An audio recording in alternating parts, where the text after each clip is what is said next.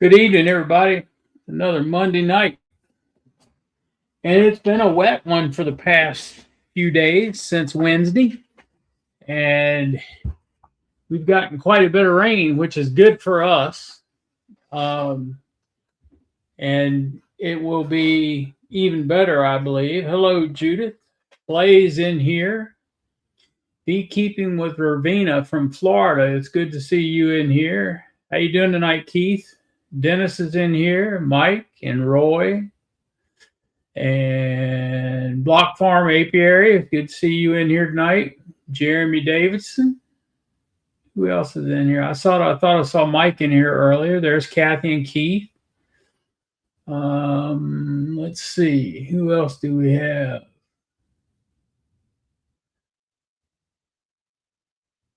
Jonathan Stevens. And that's it for now. We got quite a few in here. Everybody can see the screen, sees Michael's logo up on the screen. He's going to go over his frames tonight for all the people that haven't been in here before and may not quite understand what Michael does. So, and he's going to talk about a little bit about the science and design behind his frames. How are you tonight, Joe from Perico? Dodd, how are you tonight? So, everybody that knows what Michael does, just kind of bear with us for a little bit, and so he can do what he needs to do for his frames. So he's kind of helping out with homework right now. So he'll be in here in a few minutes. So, but we've gotten quite a bit of rain right now. We're over 4 inches for the month of April. May. Excuse me, I'm a month behind. Flower Street, how are you tonight, Brian? Yeah, it is prettier than Michael, isn't it? Hey, DC.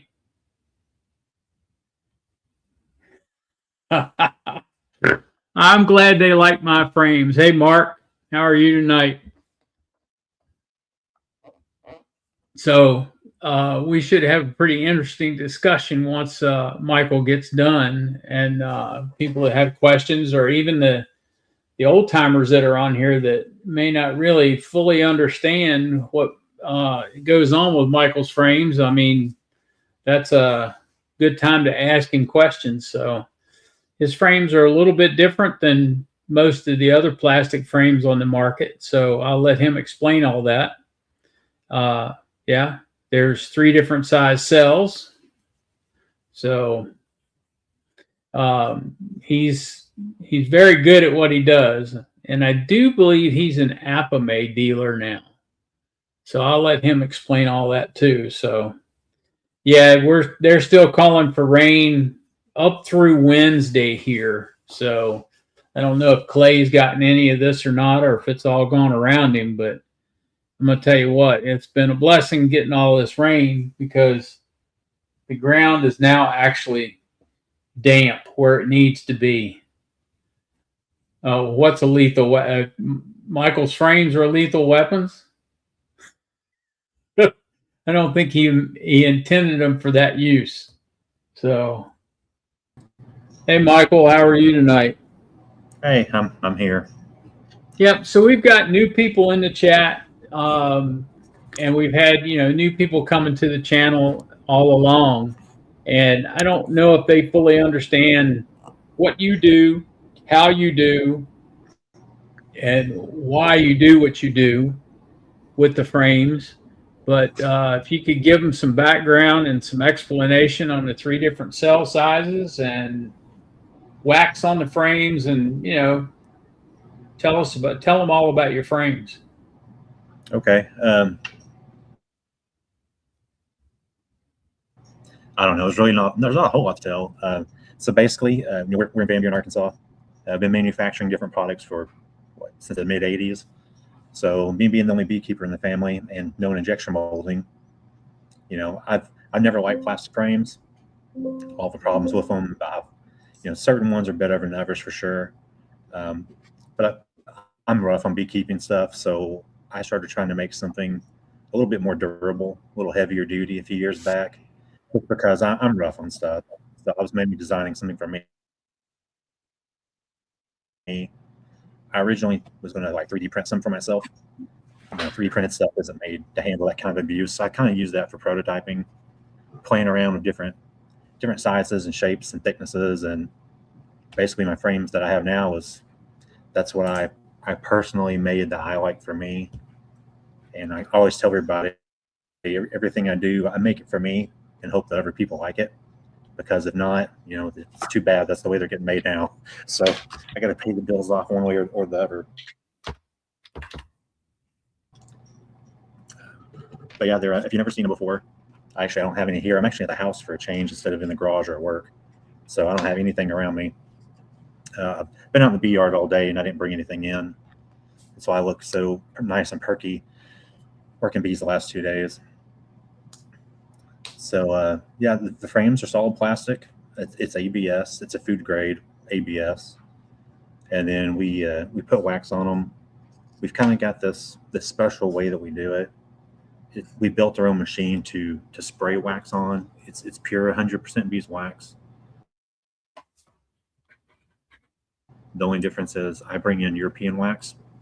There's just characteristics about it I like better than some of the stuff I can get here locally.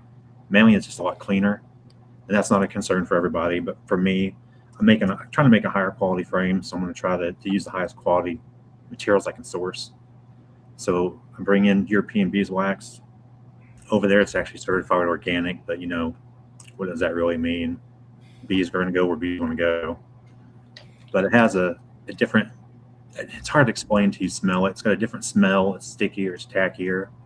And I built a machine to actually aerosol spray it on, which makes little droplets of wax that stick to the surface. So if you ever get new ones and look at it, they kind of look like they've been snowed on. It's like really fine, silky texture. It's real easy for the bees to pick up and work, but it also comes off in your hands. If you ever see me at a show and picked up frames, we make a mess on the tables. There's little bits of just stuff everywhere. But it is easy for the bees to pick up and work. So generally, if you're new to beekeeping, it can be tricky just because with any plastic frames, it doesn't matter what brand, what style, bees don't like to work on raw, just bare plastic. So if you're making, like this year, I did some really hard splits that I really cut some hives down. And if you don't have enough of the right age bees to produce wax or good consistent flow coming in, bees like to steal wax and kind of move it around. So that's a downside when you have wax that's really easy to pick up and move and work. They like to rob the bottoms of frames and move it to the top and work. So like my hives this year, I knew that was going to happen because I cut them down so hard. So I've had some little patches I had to go back and rub some wax on. But just your normal size hives that you're putting packages in or just growing your normal hives, you just stick them in. You don't do anything to them, just right from the box. The bees will blow and go in a couple weeks. They'll generally have them laid out and roaring. But I do all the cell sizes, do stuff for some cut combs, some little half frames for some mating NUCs. Just trying to cover all the bases, for what people like to use, since we all do things so differently. I mean, I do things a lot differently than probably most people in the chat. So I'm trying to make a little bit of something for everybody. That's pretty much all there is to it. It's pretty boring, actually, if you see them all the time, every day. Really boring if you look at them day after day after day. Well, they work for me, Michael. Yeah, it's look at everything. There's always going to be some that don't like them or they don't work quite well for them. And usually, I had some issues where I had a queen issue, but now once I fixed that, they draw the wax right out. Yeah, I put some video the last couple of days. I want to show people what I do with mine. So in my yard, I do really strong cuts when I split. That's part of the treatment-free system I do. So when I swarm queens out and make new NUCs, I cut them down to the bone. So there's not a ton of the right age bees for drawing wax in there. They've got to have that time to lay down new eggs and get them going. So I just kind of know that comes with the territory. So I've got some frames that have some like lower patches and edges that need to be waxed in because the wax has been robbed. So actually, next few days, I'll put a video showing you how to do that. I just keep a chunk with me. And as I come across little patches, especially places I know, I just rub it on like a cheese grater and that takes care of it. And that's the same for pretty much any plastic frame, plastic foundations. Yeah, You, there's you can do been a that with lot. anything. Right, there's been several different people that I know that have done that for years. Yeah. That'll scratch it on the spot to where it's nothing there.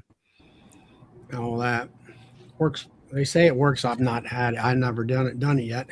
I'll have to keep some of my wax and see if it does. Yeah, it works pretty well, except like on my deep. So I'm running deeps with mediums on top for brood boxes. So, towards the very bottom of my deep frames, a lot of the times when I would have wax foundation in them, the bees would just open that up. So they do the same thing on plastic frames where they leave a little strip. Sometimes it's not built out. And that's just kind of how they want it because it's so close to the bottom of the entrance. It doesn't matter how much I wax them. So generally, if it's just a couple inches high of a strip, I don't even bother messing with them because that's how the bees are going to want them. Now, if it's the edges or it's real obvious when you pick up a frame and touch it. If it's bright and shiny and not sticky, they trip it. They're efficient little things, so they're going to move wax from one place to the other. But like I say, if you have a hive that's decent size, has all your normal workers, normal food flowing, you don't have to touch them. You just drop them on in, let them go. There you go, Michael. Yeah. So Lawrence put a post up today.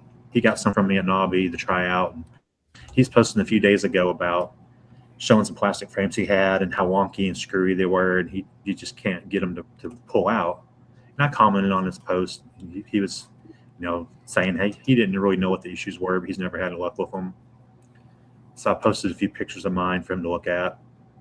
And then today, he opened some of his hives up. I think I gave him a couple of each size. He had to put them in his carry-on, so he couldn't take much back with him. I just wrapped them up in stretch wrap and sent them. And he said every one he dropped in pulled out, and he never used another plastic frame like them. And he just wished he could get them in the UK, which I could sell them in the UK, but shipping them to Canada is so crazy. I can imagine trying to get them across the pond, what that would be like. So, yeah, especially the shipping. Oh yeah, not sure how that would work out. Maybe I can sneak him some over the water, but I'll have to see what kind of options I have for that.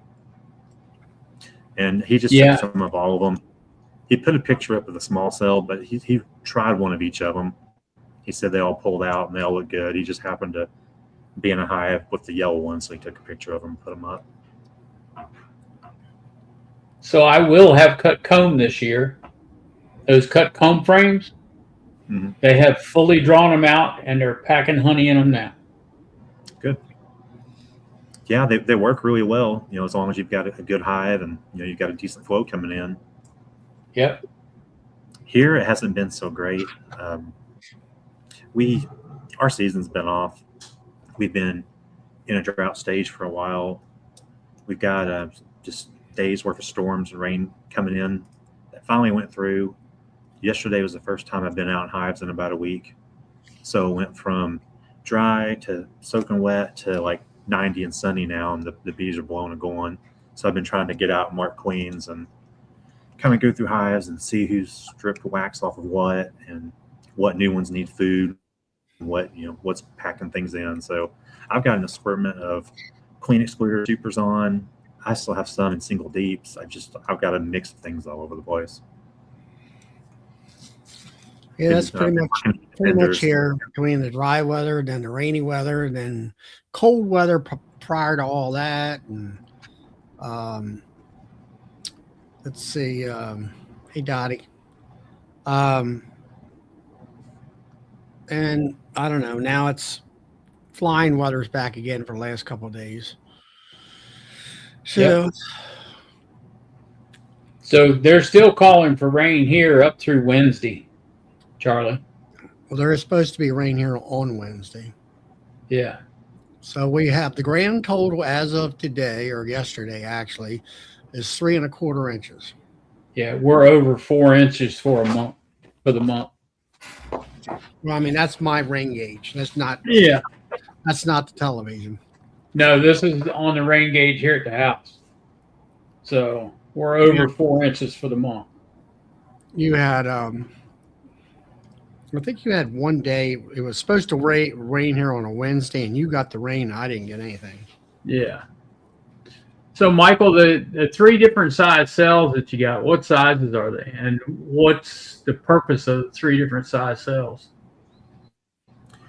I've got, and the frames are kind of color coded. So I've got a yellow frame that's a 4.9, which traditionally you call that small cell. I call it natural cell, but it's small cell listed everywhere. You've got the 5.4, which is kind of the brownish tan. That's your standard size. That's if you've ever bought any frame or foundation anywhere that didn't have a special name on it for a purpose, it's standard 5.4 most likely. And I do a drone. It's a blue, like baby blue for the boys. Mm-hmm. And drone frames vary in sizes from brand. I mean, starting at like 6.1 and up. I do a really big drone. I do a 6.6, but it ranges. I mean, pretty much anything 5.9 to 6 and up is just going to make a drone. And I did that on purpose.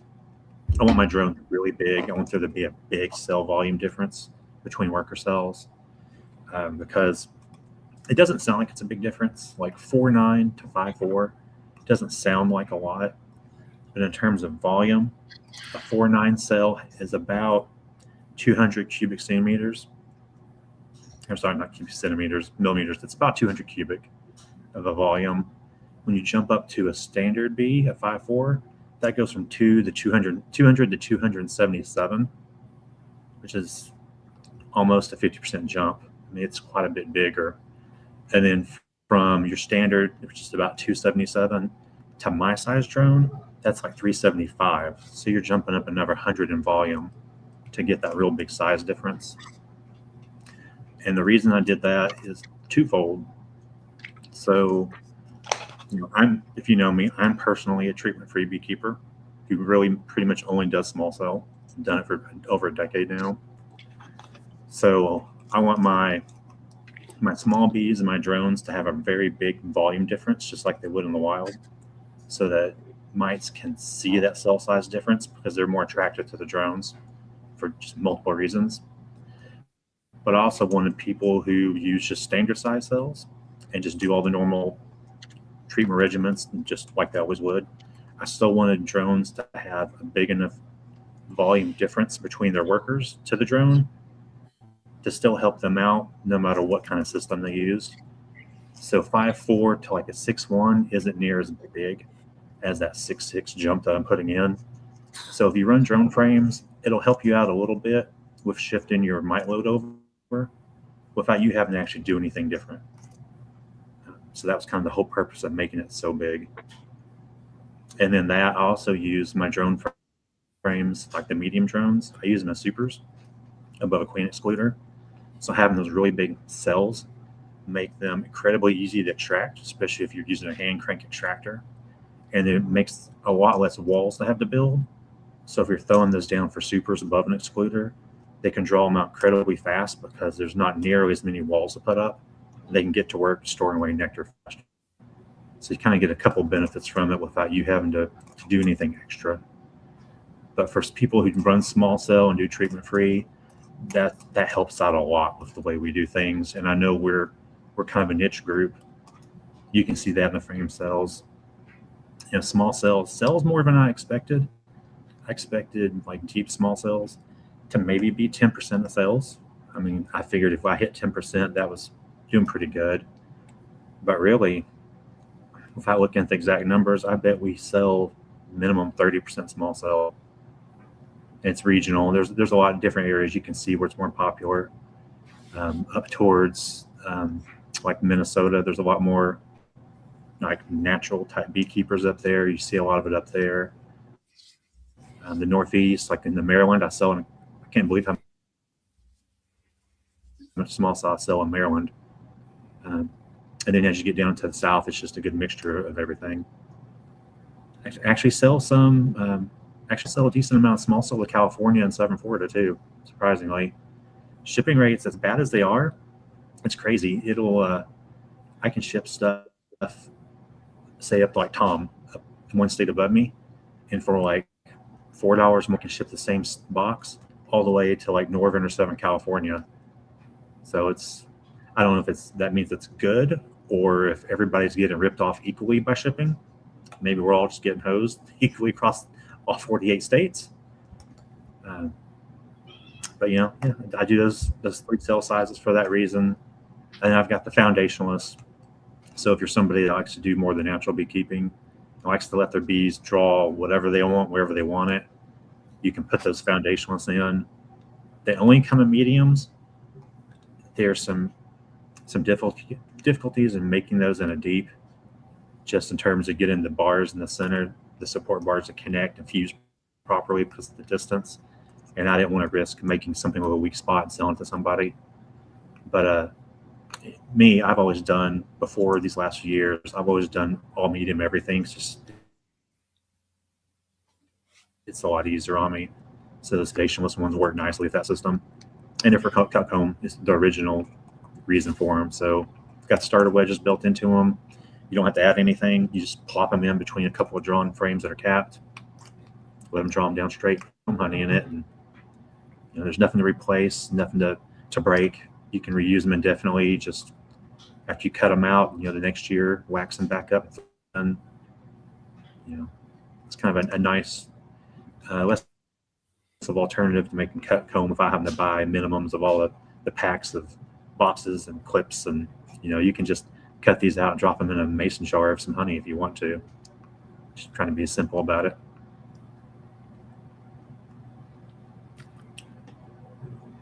Put that question up there, Bill. Honeybee Yes, comb. I was glancing over at the chat here.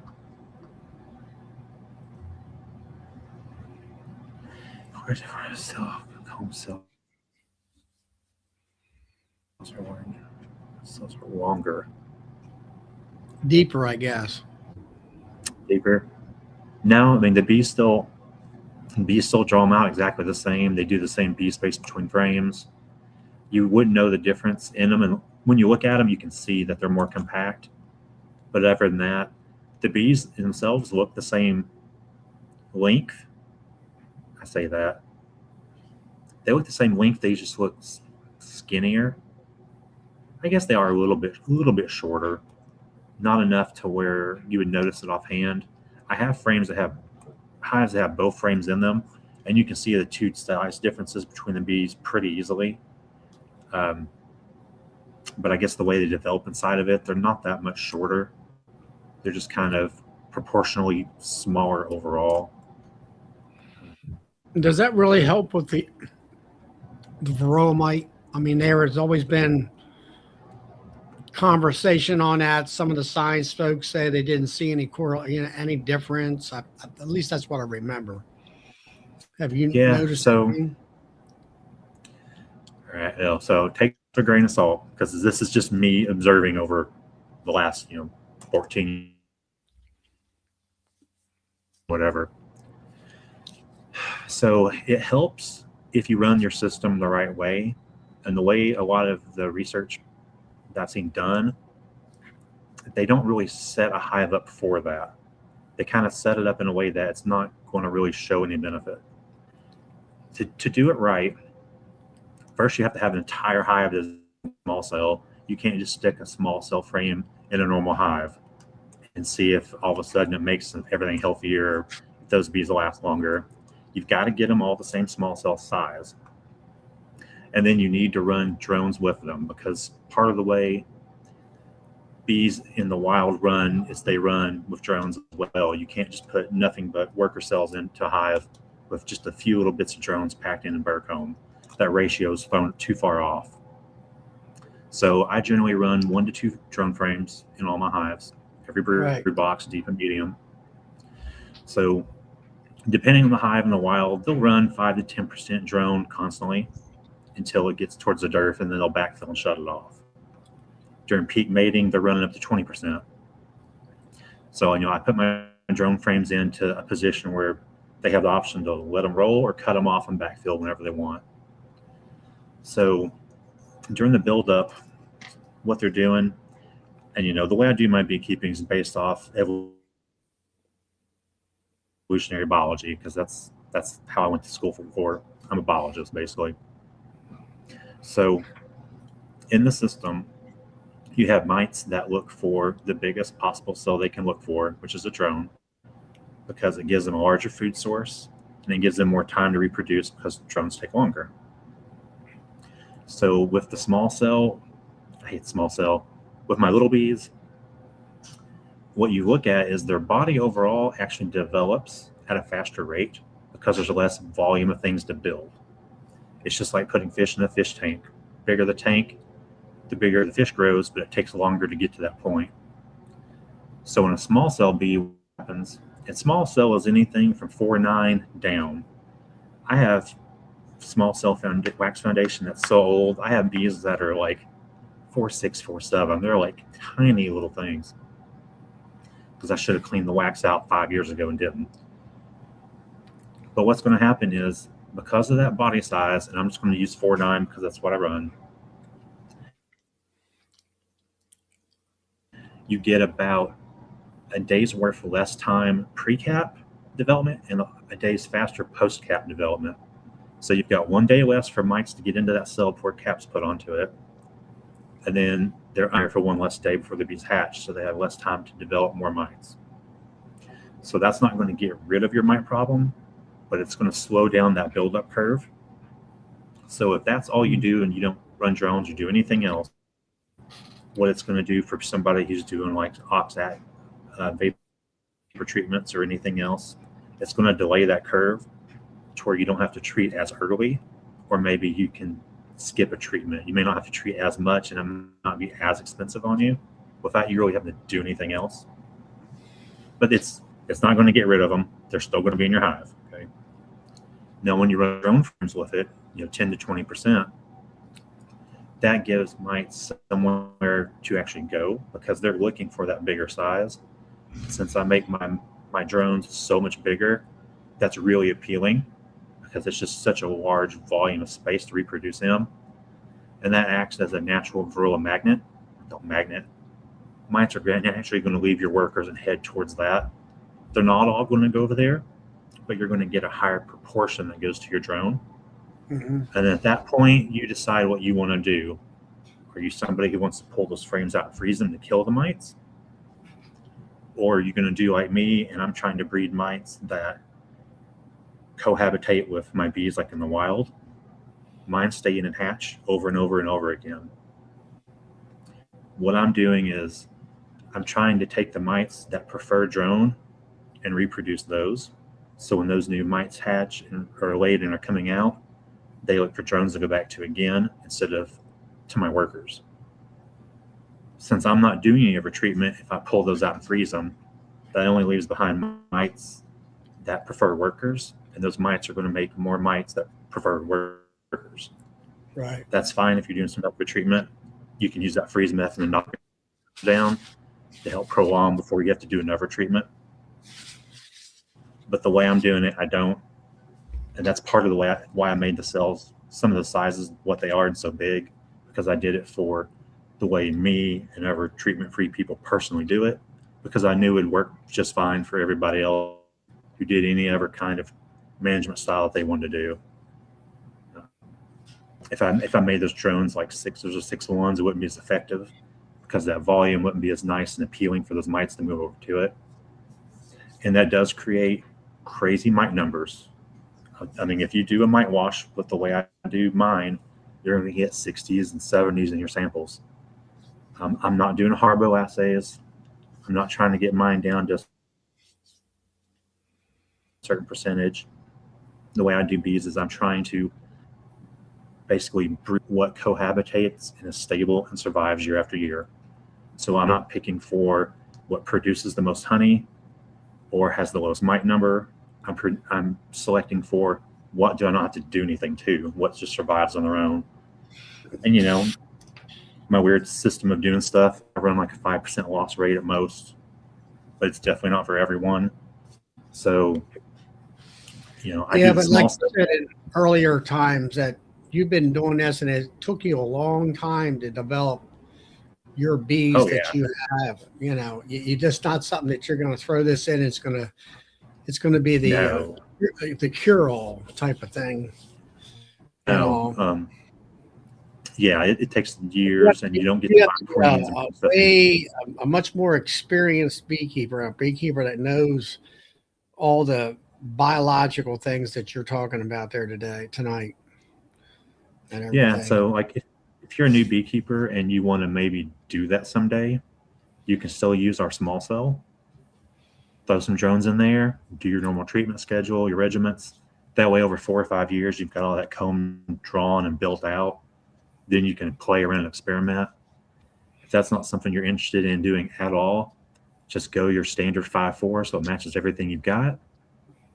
Keep it all nice and consistent. There's nothing wrong with that. Yeah. Especially if you're trying to pay bills and bees and make honey. You've got your system that works for you. You just swap these frames out for your wood ones like anything else and just continue on like you have always continued on. I know there was one retiree guy. He's kind of a science guy background, I believe, and he's up in Pennsylvania, and he did he took a couple highs. Of course, he has plenty of time because he's retired, and he would pull out his drone frames on that constant time schedule, I guess you would call it, and freeze them. And he kept checking his mites, and actually pulling drones out did reduce the mite load without having to do certain treatments and things. So, that was one thing that he was, had experimented with, but that's kind of stuff that he likes to do. Yeah, That so Brian again, had Go ahead. Sorry. I say I'm not concerned about night numbers, so I have crazy mite numbers. So I've got Yeah, well, like I say, you've been at it for 10 or 15 years of working with mite resistant type bees and stuff. Yeah, so I mean, if you're doing standard stuff and you're using drone frames, that might not be the best route for you because you may make too many mites for the way you do your schedule. So it's all very much based on your individual setup. Yep. So Brian, Flower Street had a question. Wants to know if you get mite pressure from any beekeepers around you. I have some around me. I'm not near anybody commercial. If I was within 3 or 4 miles of a commercial operation, that'd be a whole different story. I probably wouldn't be able to do anything the way I do it. So I'm up here pretty high up. I do have beekeepers I know around me that used to be around me. I would say, I don't know, 5-mile radius. My question is from what I see in your video, is you got your house and then you've got your backyard where your 2 rows of new hives you've been working on, and that's somebody else's house right next on the other side of that fence. Oh yeah, there's houses all around me. There's houses beside me, houses all behind me. How do you? Yeah, are they have any complaints about the bees? Oh, I'm going to get stung or anything like that? No, I'm actually out here in the country. We're kind of on a little subdevelopment I like the little dirt track, the race track that you can hear. I don't hear no racetrack, but o'clock in the morning. It's like a mile up north from me.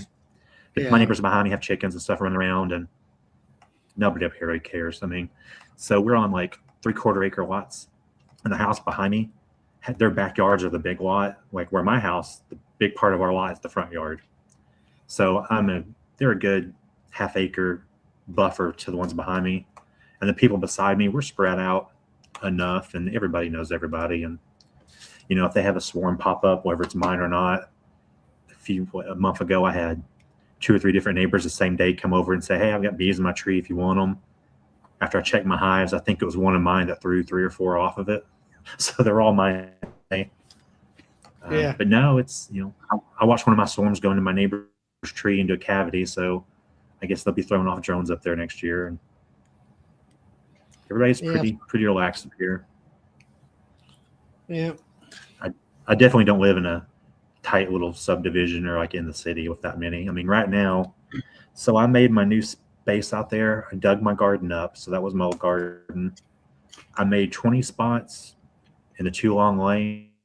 And right now I have 24 or 25, and I've got 6 or 7 queens cooking in my defenders. And I got to put them all somewhere here pretty soon. So I'm already out of room. So we'll have to figure out what happens with all that here in a few weeks. Right. No, around here, you might have that same amount of ground per house, but your neighbors are city people that don't know nothing about country or bees. I'll give you a perfect example. Last year, we got a quote swarm call, I'll call it. And the president of the club, he took my position. He went down there to this here subdivision, and he says, "Where's the swarm at?" And the lady come out, "Look at this tree. Hear it buzzing?" And it was a tree in full bloom. And I'm like, "Lady, yeah, the bees are getting nectar and pollen off of it. It's what you call Mother Nature. They're not swarming. They're just, doing their thing. Give them a couple of weeks when the blossoms fall off, and everything will be back to normal." But in a panic, because the tree is in a buzz, because you can hear them buzzing. That's the kind of mentality. If you got people, I know we're country enough. My neighbors are pretty normal about it. They love it because their gardens do really well since I started keeping bees. Like their gardens are all booming, and they see me out in the driveway. Sure they are. The driveway at the garage door.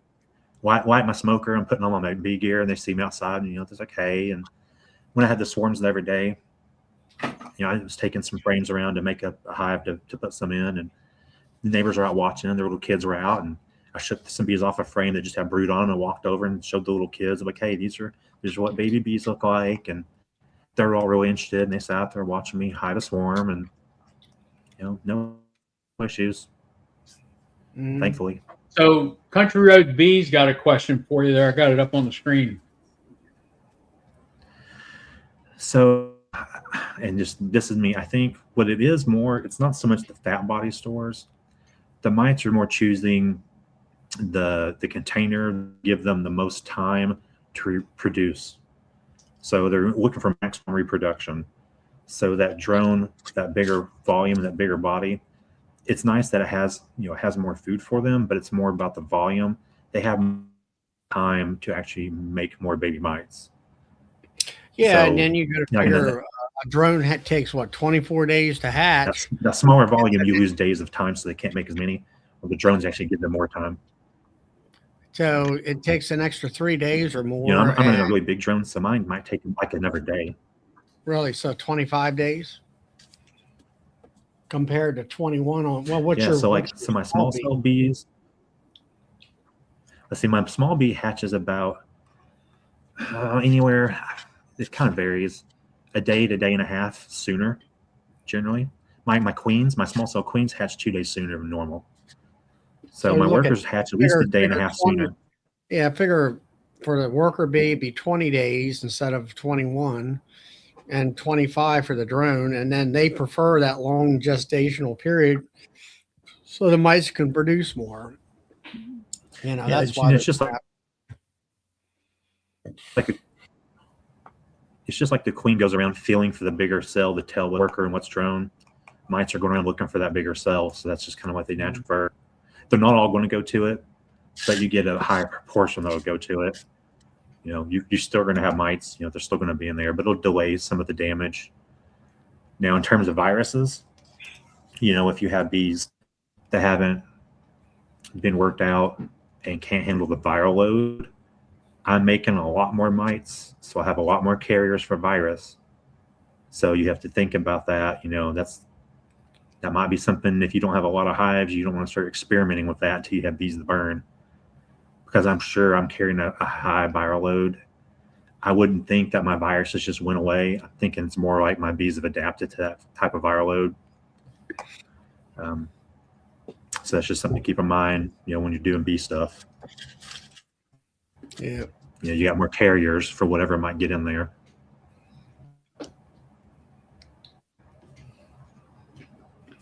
Yeah. But other than that, using my normal frames, I've got the pass-throughs in them.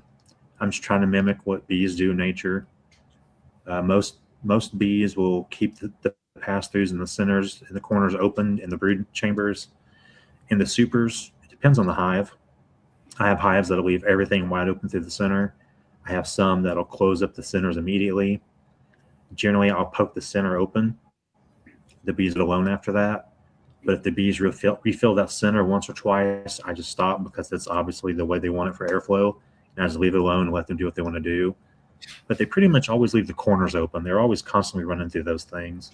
And like I say, in the brood chambers, no matter what cell size it is, those pretty much stay open. They're constantly running through them. Just because, like in wax foundation, they like to make little tunnels and do all kinds of funky things. So that gives them some options to be able to move pheromones and Well, So Roy has a question for you too. cells. So in a deep frame of small cell, in our frames, I don't know what it is for wax foundation, but our frames, you get about 750 to 800 more cells per side. So I just say about 1,500 more cells per frame. It's actually a little bit more than that. And in a medium, you get about 1,000 more cells per side. So like in my deep plus medium brood boxes, B-wise is equivalent to like running double deeps basically, without me having to have double deeps. Yeah, but I think what Roy's talking about is Roy, from what Science Gal for Penn State said, basically one deep a drone frame per deep box in the brood chamber area. Yeah, I generally keep one in there like year round. Yeah. So that's like 10% of the frames. I do it by frames. I don't do it by pure bee numbers.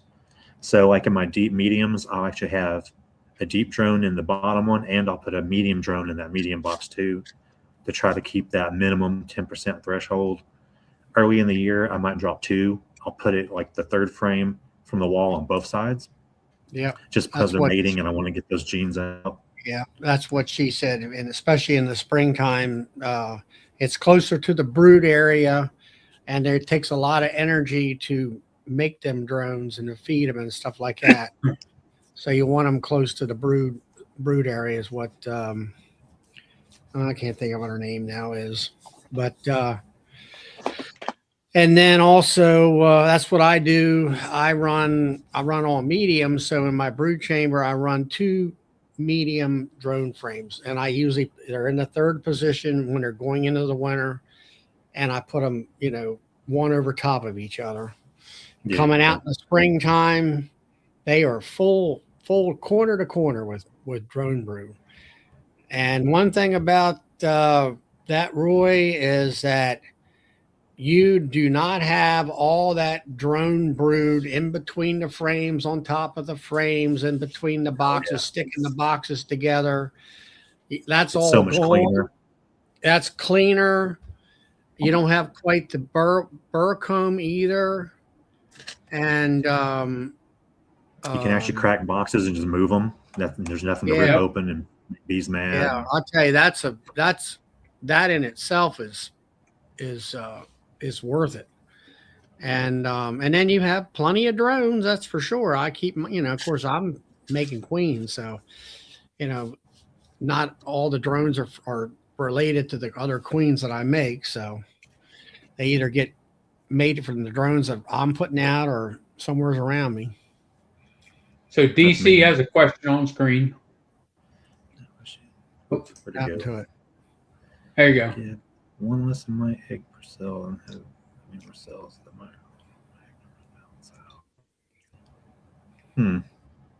don't know. Let's see. I don't know. It's not. That's just it. Just like you said earlier, Michael. It's not the fact you're going to reduce the amount of mites. Yeah, I'm not reducing. Well, yeah, like my system, I'm not reducing mites. I'm actually increasing the mite numbers.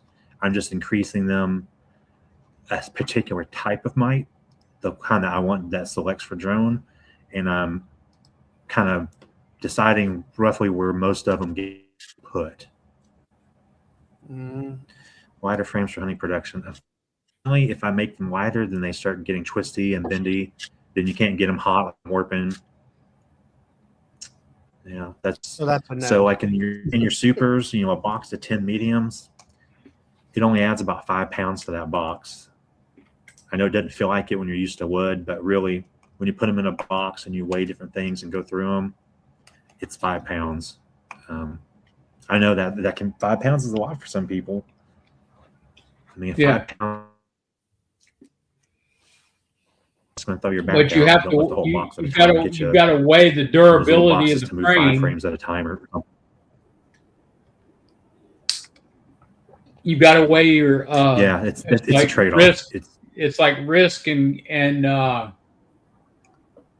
you know, you got to weigh the risk factors. Okay, so if you're going to have a heavier frame, what do you need to do? You know, so Yeah, you also have to look at that frame is more durable than your yeah, typical other supers, right? It's a whole lot yeah. more I mean, like durable. me, I've up until the last couple of years because I needed to test and pictures and video. I've done like Charlie. I've been doing all medium everything for years and years because of the weight and arthritis and all that good stuff. Now that I put deeps back out here because I need to draw them out, to use for things. I was going through Hive today, kind of checking to see what everything looked like and pulling deep frames. Oh, I remember how much I hate deep frames, moving them around just because of the weight. I think they're about So just the 7 difference pounds. between a medium and a deep for me is a lot of my hands. Yeah. So the deeps are If you're what, running deep, 7 or 8, aren't they? yeah, if you run 10 deeps, it's about 7 pounds. So comparing, so when I'm looking at frame weight, say a deep, it's about 1.7 pounds per frame.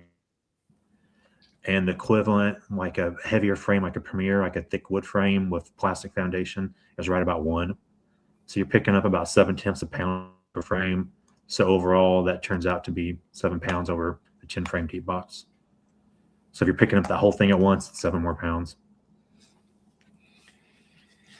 Yeah. Which is why I don't use deeps as supers. I know a lot of people do, but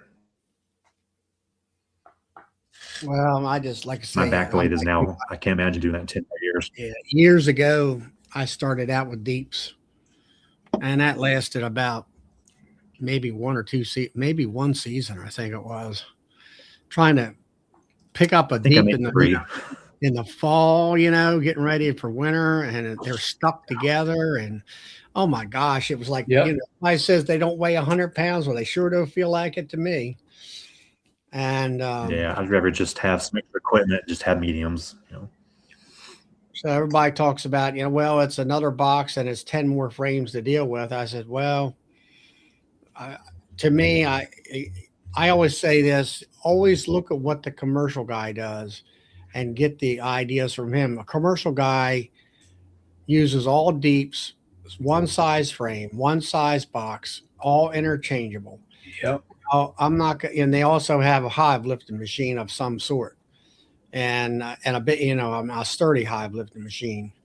And for me, I do all mediums. Yes, it's more boxes, maybe more frames, but everything is interchangeable, and I can pick up a medium box by myself and move it around if I need to, or I like now with the honey supers on. If I need to pick up, I like to pick up 2 or 3 supers at one time, and I got my hive lifter, and it makes a big difference there for sure. And I like my mediums. Everything's interchangeable. Yeah, I mean, I can get a heavy medium, and I can take the box off and throw it on one hip and hold the outside handle and still open gate, carry it around. Deeps, that's getting to be a struggle now if I have to do that mess. Oh yeah, yeah. And I got my they're all my backyard now. I got my aluminum bench that I have. Actually, I got 2 of them, and I I can swing it right around and put it right on that bench, and it's not that. The height of it's just right, about 16 inches up off the ground. And if I need to move them, if it's only 1 box or 2, something like that. I did a little bit of that today, checking. I was checking some hives that were queenless, and I had put queen cells in and things of that nature, and all that. Had found one today that the cell wasn't any good. And I went ahead. I I'm like, all right, what am I going to do now? I got to wait for another cell to get out of the incubator. And I'm like, no, I got virgins sitting right over here in my 2-frame mating boxes. So I just picked up the 2. I found her, made sure she was on there, picked up the 2 frames, took out 2 frames, put the 2 frames in there, and then put the other frames back into the mating box for the next cell. So we'll see how that works.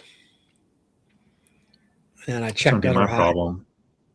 When I have to move those queens out of the defenders into, I'll probably put them in. So I've got opened up 3. Actually, I'll have another one. I'll have 4 of my 7 frames opened up. So I can put the dividers and move those defender queens into the 3 frames in each of those. Once they grow out a little bit, I don't know where I'm going to put them. I don't have room for them.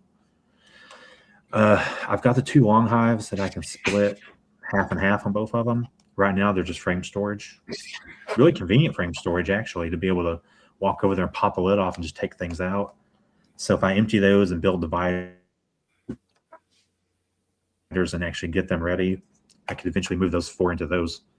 I've got stuff where I can build a couple of free-floating kind of independent stands to take care of a couple other ones.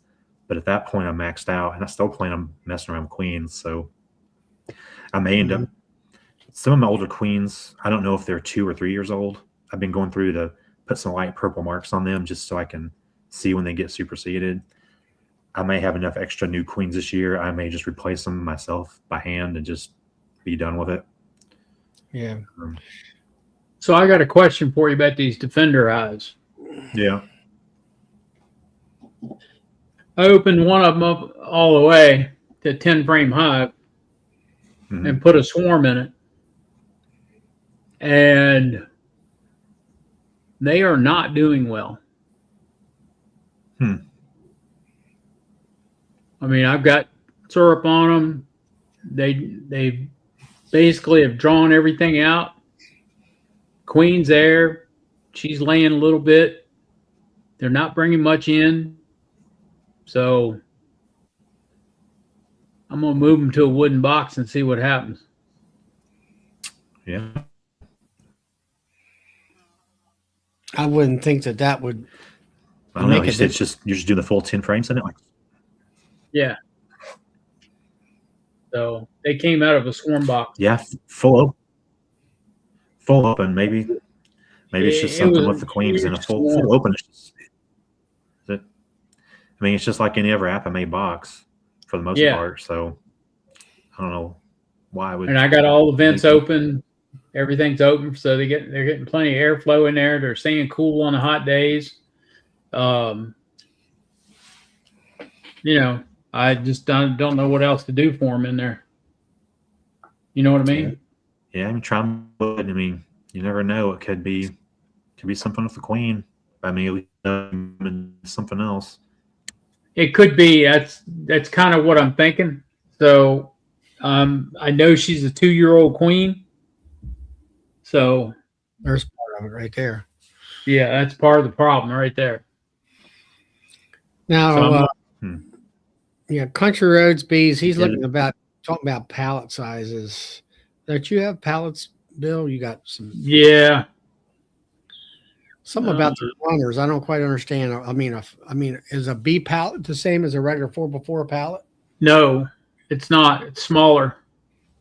Bob Benny has the perfect size pallet. It gives you the measurements and everything. If you're going to do pollination, you can't have a 40x48 pallet because it's not compatible with any other pallet that's out there. So does Benny have it on one of his videos or something? Yeah, it's about 3 years ago. Just search commercial bee pallets when you get on his channel, and it'll take you to the video.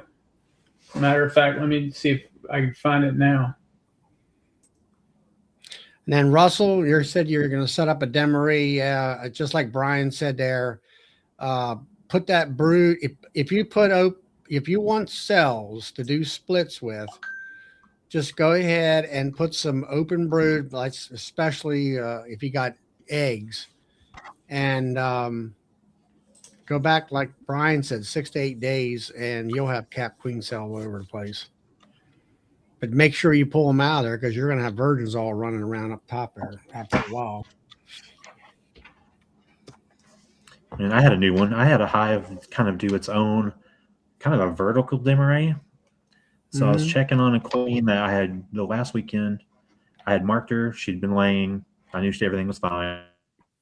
I was in to see how well she filled up everything. I was wanting to just kind of evaluate and see if she had if she was putting in a good pattern, or because we had so much rain, I thought, well, maybe she get out and mate very well. I think I was the second or third frame in, because when I start new ones off, I usually don't put drone frames in them. I want them to build up some workers first. I don't want to waste a whole frame on drones that aren't going to do anything. So I think it was around where I would normally put the drone frame.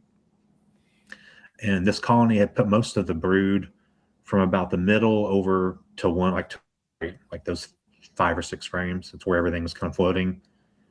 Nice. It's laid out, eggs, all different stages. It was looking good. Got to the where that drone frame would have been, and they'd backfilled it with nectar. Just a few frames. Pulled up a frame, looked on one side, and right in the center was a lone little queen cell capped. And on the back side of that frame, there's another one that was capped. But they were like, between that frame and where the edge of all that ever brood stopped, there was probably at least a couple of good solid frames to where the queen wouldn't just walk over there looking for anywhere to lay, because it was just kind of a solid wall. So I guess I had some brood hatch out and they backfilled it, and they were far enough away from that queen that pheromones weren't strong enough yet, or what the deal was, but they thought they needed to pull a brand new queen. And she looks really great. I'd already marked her before. I knew that's the queen I'd marked before. So these eggs came from her because there were no eggs, previously there to make a queen from.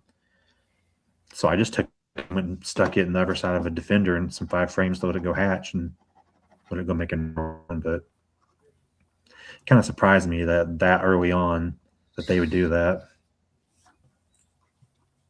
I thought, as soon as I saw it, I thought, okay, she didn't mate very well. They killed her. They kicked her out. But, man, she had frames laid out. I mean, they were like just perfect looking.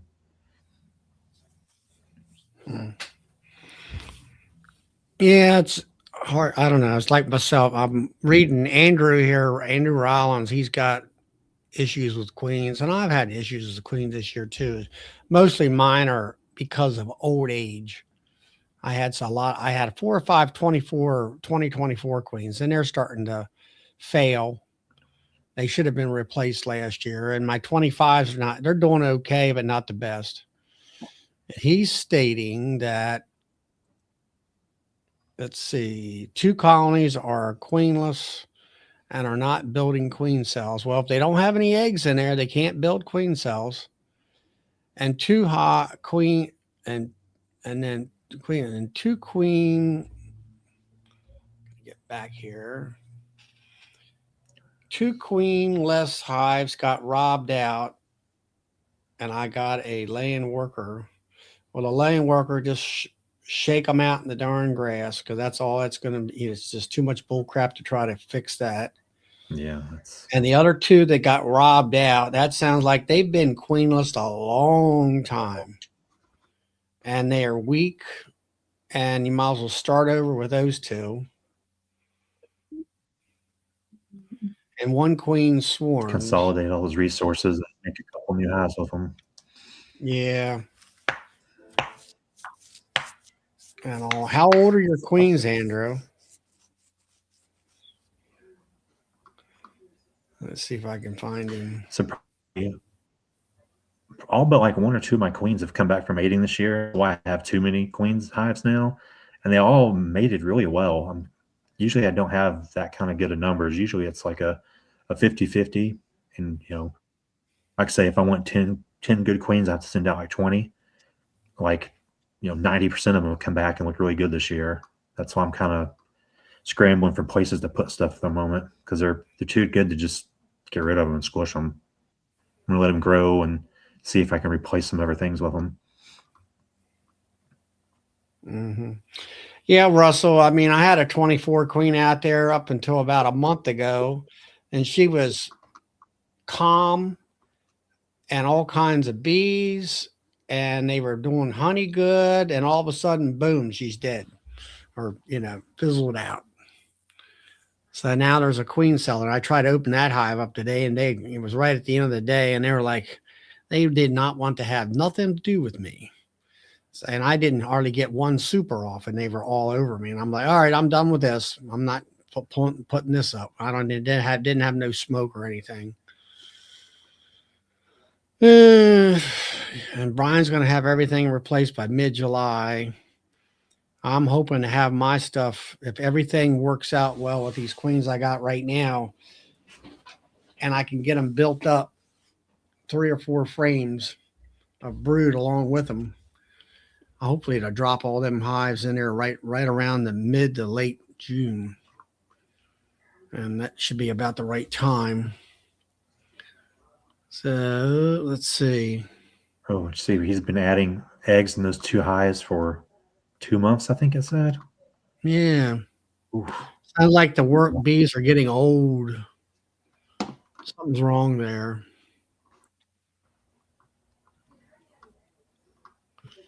By that time, the bees are getting. How many hives do you have?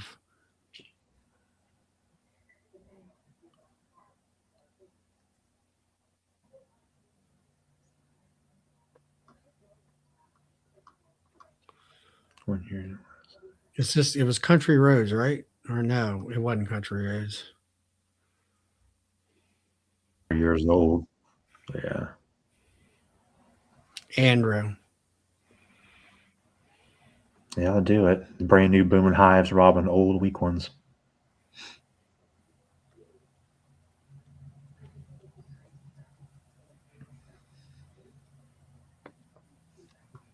So I've got enough hives in my yard, and they're tight enough that when I'm starting them out, if I start doing my splitting and moving things around, I have some older ones near younger ones, and I try to knock those down too.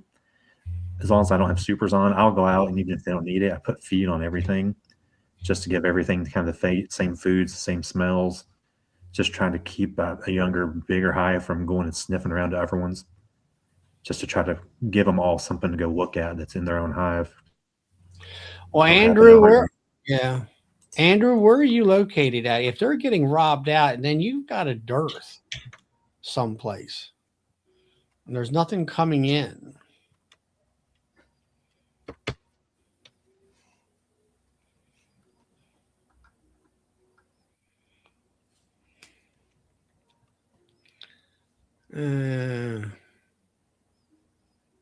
All right, I'm trying to catch up 1 year and less, and 3 and 4 years. The young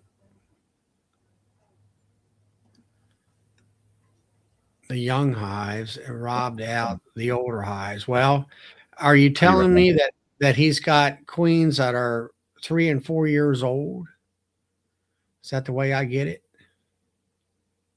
That's the way I read it. Well, the first thing is, Andrew, I can tell you something right now. And the rule of thumb is if that queen is after her, if it's her 2nd year and she goes through the honey cycle, the honey buildup in the springtime, then that June, depending on where you live at, is when you need to replace her. She's good for 2 years, and be quite honest with you, the way I run my hives, they're only good for a year because I do the demery and I push them. All right, you got 15 other hives left. Okay, well, fine. As far as the old hives, they're done. They're toast. They've been robbed out by the younger queens. The hives are dwindling, obviously. And the laying worker, you're not going to fix that. You might as well just shake the darn bees out into the grass 50 feet away and take the hive away from the original location and let whoever other bees come back, and they'll have to find a new home in somebody else's hive. And if they don't act right, they'll kill them. And let's see. Hey, John. Let's see. I guess that's it. Lives in Florida. Okay. Well, then I don't know. I don't know much about your winter down there. I know the fact that you don't really have winter depending on where you're located. Not sure. I found out.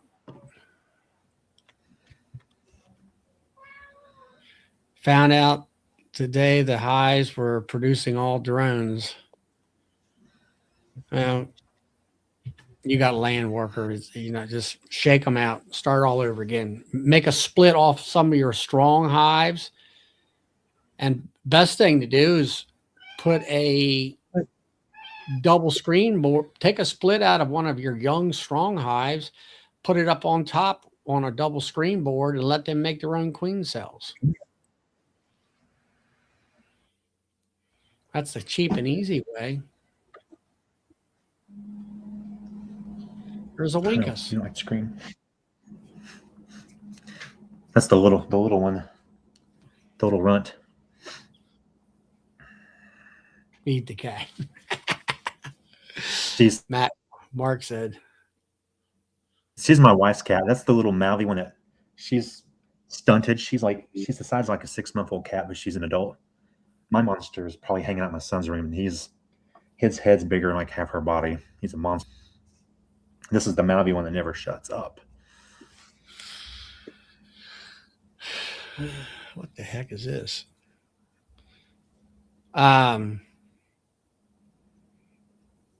Let's see, where DC's comment here is if you graft off of queens that are petering out in 2 years, it would stand the reason that you're making short-lived queens. Well, all I can tell you is standard beekeeping practices in the mid-Atlantic states. You got to qualify that, Charlie. I guess. I don't know what they do out in the northwest Amazon region. Right. Tropical. And now in the south, in the southern, extreme southern states, I've heard Bob Benny talk about they requeen every year. And of course, Brad requeens every year. So you've got to look at it, the pressure that they're under by the area in which you live. So no, I was going to do every 2 years. Well, I did that last year, and I tell you, I had a bunch of wore out queens. Yeah, because I had bought those queens brand new from down south or wherever they come from the year, and I was sweating it. I thought I wasn't going to make 500 pounds of honey, and I made over 1,000 pounds because they were fresh queens. I made the comment on my talk show, and the one guy I can't think of his name right now, this commercial guy, he said, "Oh yeah, young queens make you more honey because they're laying more eggs and they're young." And there you go, Andrew. You live in Florida. There was no winter, and they produced all honey all year. Produced honey all year. Yeah. So they are constantly laying eggs. You in your area, you need to replace that queen.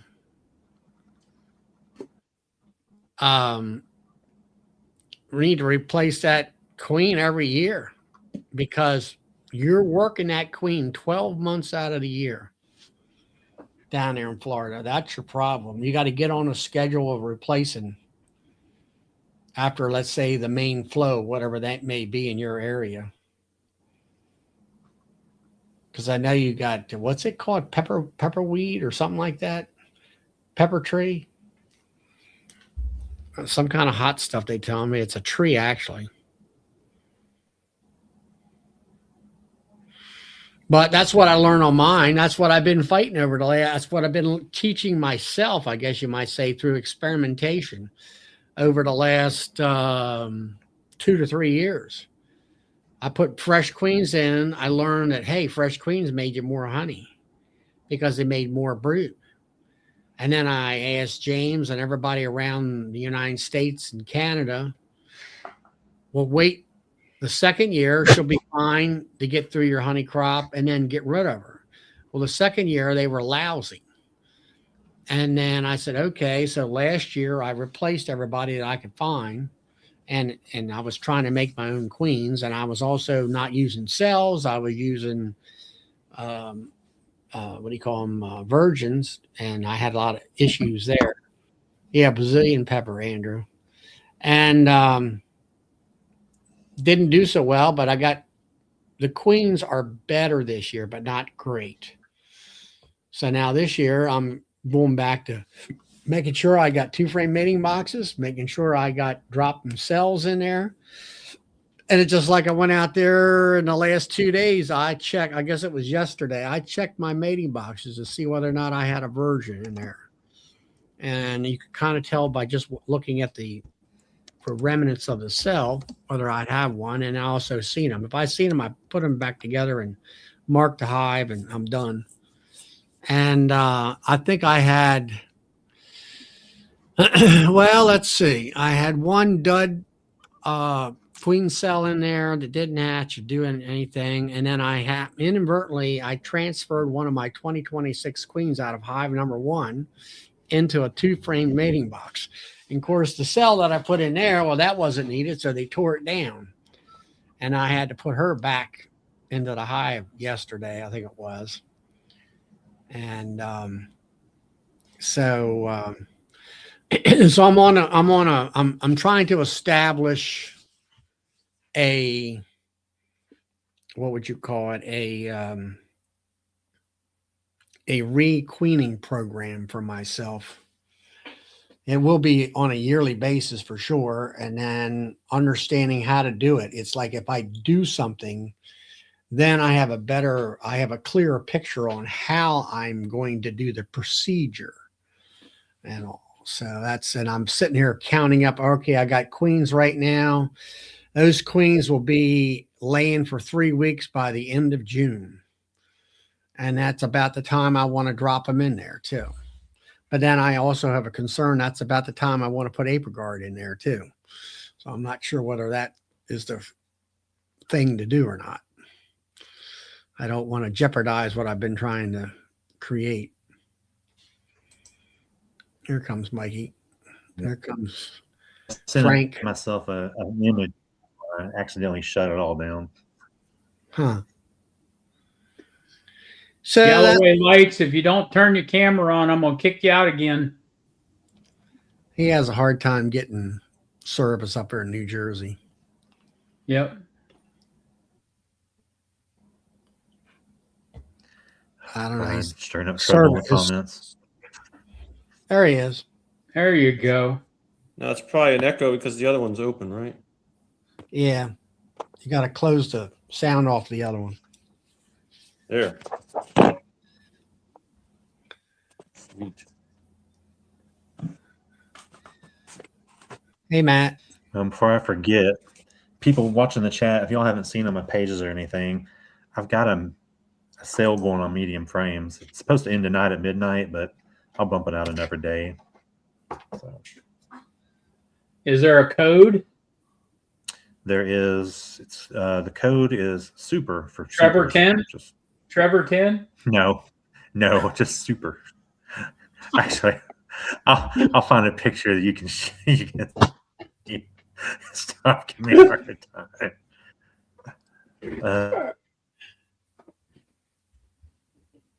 It's that one for something special.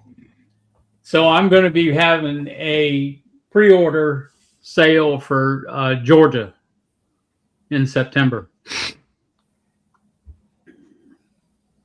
Prices will be available soon. Thanks, Brad. There you go. There's a picture up there of what it is, if anybody's interested in it. That's the word down there, super. So I'll go in after the chat tonight and bump it out one more day on the website. If you got some new people that are thinking about it, and save them a few bucks, because as expensive as materials are getting, they're not going to get any cheaper. So You had me on a roll the other night with those half frames trying to connect the two halves together with the rubber bands. you can't put ends together. You have to leave a gap still. Yeah, but Actually, you're if you talking want to be about even like simpler, like a ruler and a rubber band on the top and the bottom. My wife's like, "Why are you not Yeah, going to bed?" I said, "I got this idea in my head." Try this out. What works even better than that is just hot glue, ruler and hot glue. That's what. Oh, and just break it when you're done? You can pop it off. Yeah, later when you're done. Yeah. That works. Yeah, because I was always thinking that would be cool with those mini mating That's the way to groups. do That it. would be, If you don't want to print a connector or anything. yeah. Put like a Yeah, block Brian, of wood between Brian was them. working on some, and then his printer died. Yeah, you can leave them open and let them free draw and make some cut out of it or whatever.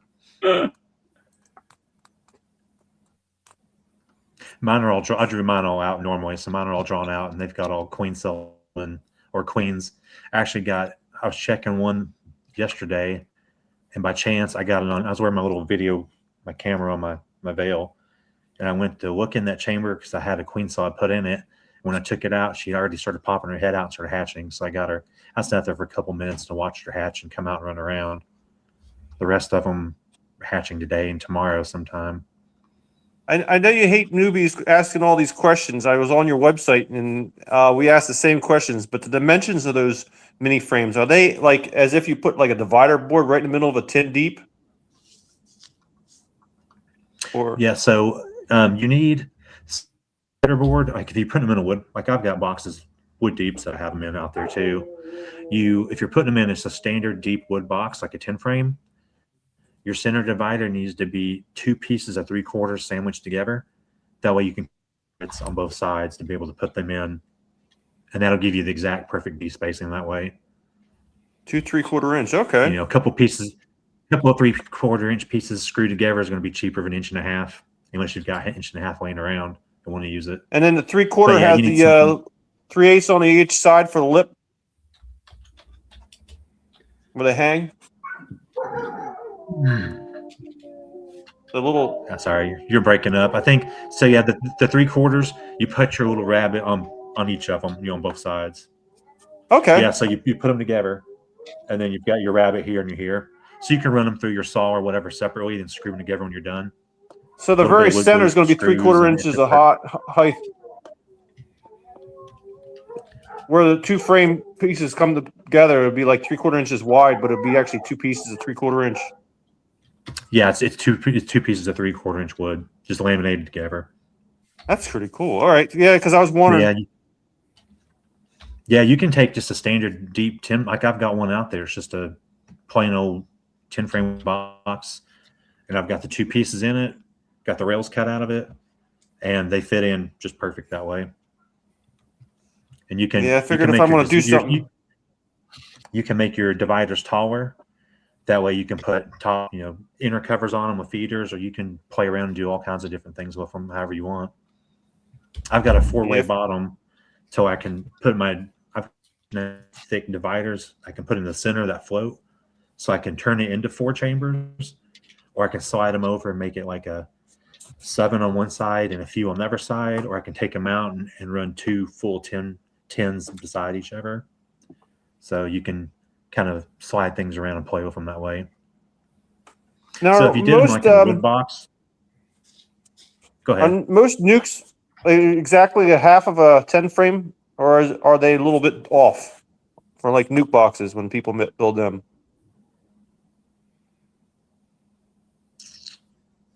So you could take 2 NUC boxes and put them on top of a deep, and they would fit, or they're always a little bit wider. If you're going to put it on a regular, if you're going to put NUC boxes on a regular 10 frame hive, and set them side by side on top of a 10 frame hive, it's 4 frame, not 5. Yeah. Okay, so most of those are 4 frame NUCs then when they do them. Yes. All right. Yeah, because I was one of these dimensions. I never bought any equipment, so I just. Well, you're talking about like the Palmer hive. Yeah. So yeah. Yeah. Yeah. Well, that's right. See, Yeah. It's 4 frames right on top. Yeah.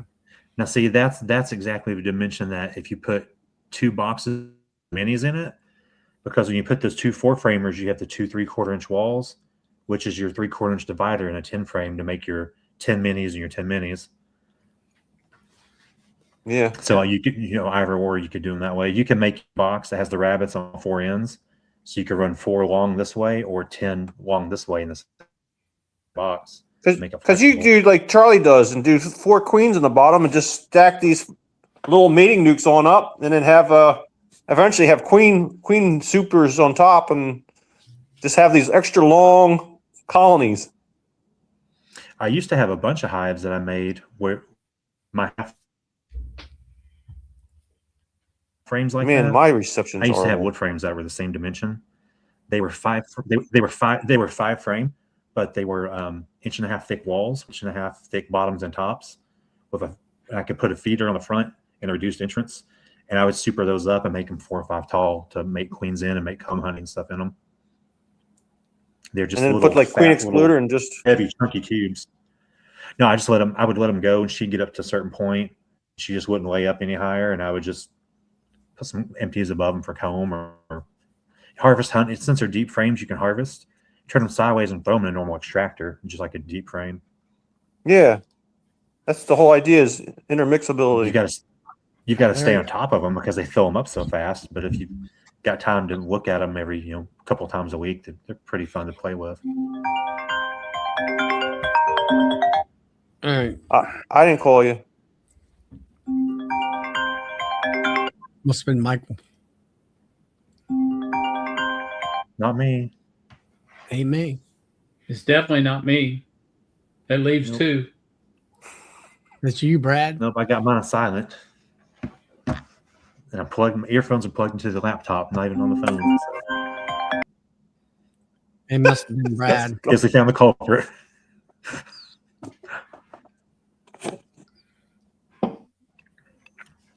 Hey, the question I always get is, when are you going to be able to make the frames cheaper or lighter? Because most everything in volume, you get volume pricing on things, and not everybody's seen this. Man, the cat's loud, but I can't make them any cheaper because the amount of material that goes into them is set, and the cycle time in the machine is set. I can't physically run them any faster. And the only way to make them lighter is to start taking out durability and strength and rigidity. So the only way for me to actually produce more the only way for me to produce more per day is to buy more molds and more machines just to make them. But physically, I can't produce them out of a mold any faster than they are. Yeah. Time to send them to China. Yeah, I'm not making stuff in China, so I'd rather sell less of them here and make them here than to send them off just to make an extra buck. So they'll copy them in a second too. That's the fun thing. Since it's such a niche thing and they're so expensive to make, there's not a good market for people trying to copy them because they're not going to make anything. So that's what China tries to do with us. Tries to make it so cheap that it's not economical for us to compete, and so we won't mess with their science. So that's what they're doing with the solar panels. They had them subsidized, and now they don't have them subsidized anymore. So now I guess it's going to be competitive for us to make our own solar panels. Are they any good? Brian's over there showing people how to beat 2x4s with frames.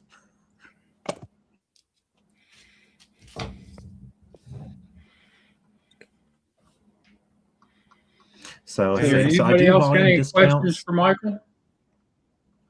Let's say, so I'm trying to think things that people ask me. I do volume discounts up to 10%. So at 500 frames, I do 5%, 600 frames, 6, all the way up to 1,000 frames is 10. And after 10, I can't cut it down anymore. And I give military discount, veterans, first responders. There's always a standing 10% off for those guys. If you just want to email me and say, flash me something that So, says, hey, I wouldn't even ask people to show me that, but you wouldn't believe how many people try to do that. I understood you either have a new product that you're working on or you're going to become an Apamate dealer.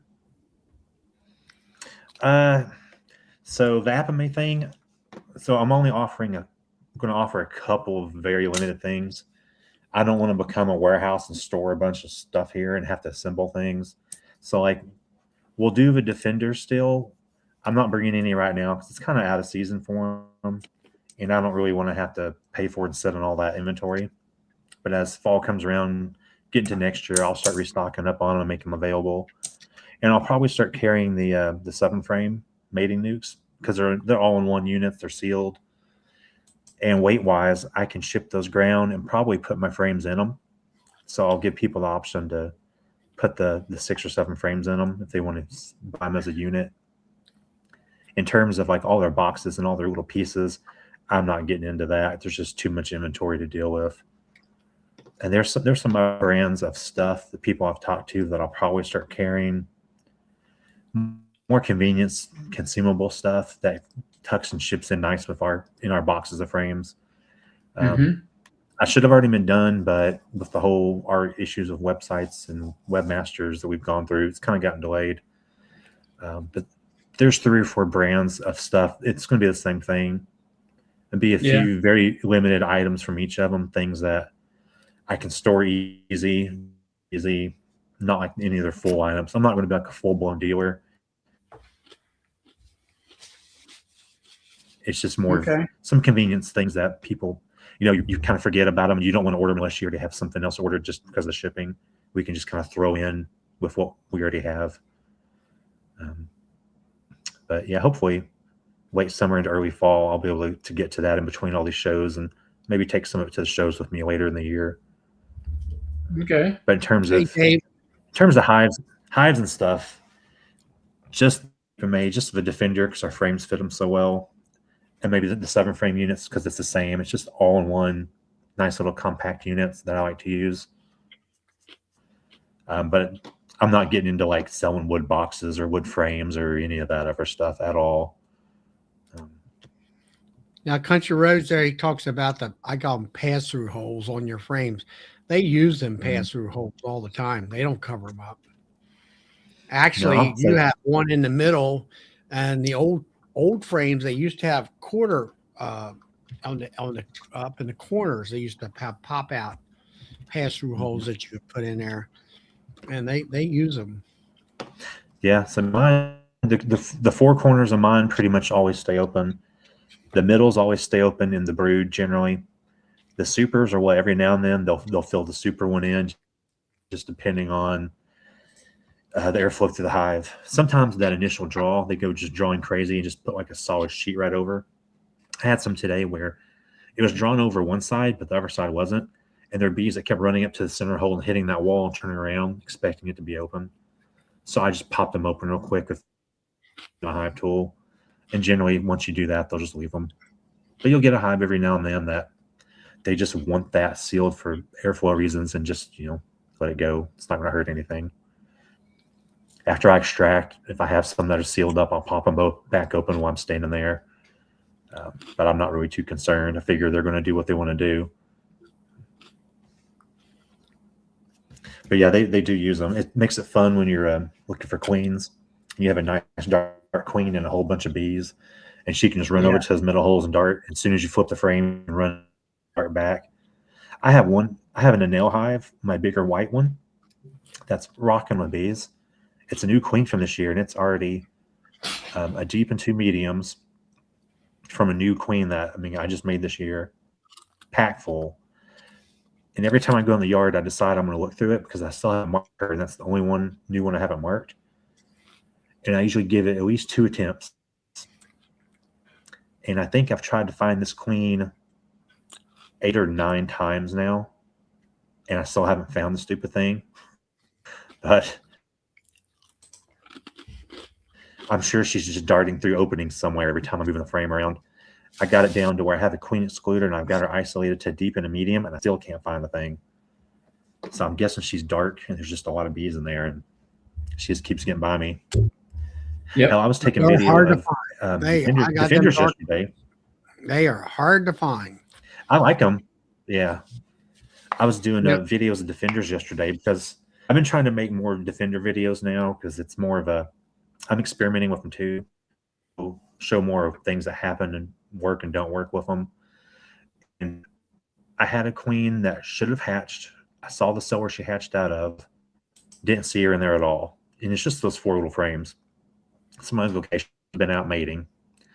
I go back to look at video last night. Second frame in the center of my screen. There she is on my video screen. I sit there and just watch her. I was staying live and never saw the thing. Watched her. I flipped it over. Watched her run around on my video. And that one, so I had to go in and close. So that's what I forgot about.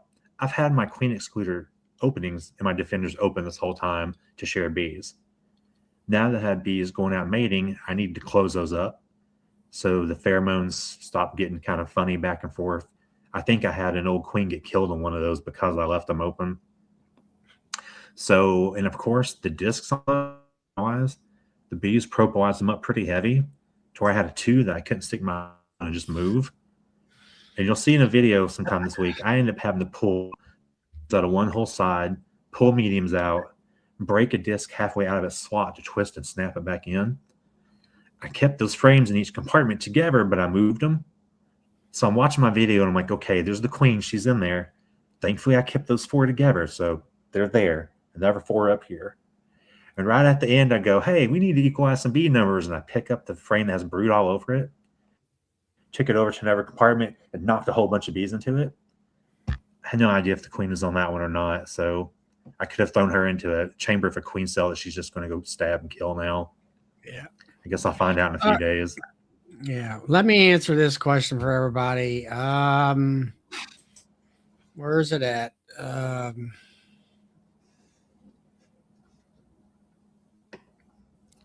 Somebody's asking about 5-frame queen excluder. Yes, raw. There's only one place.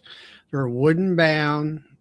I use them, and it's Rossman Apiaries is the only place that has wooden bound 5-frame metal queen excluders. You can take a plastic one and cut it in half. It's what I've never have, but you can do that too. Not saying they're cheap, but that's the only place that has them.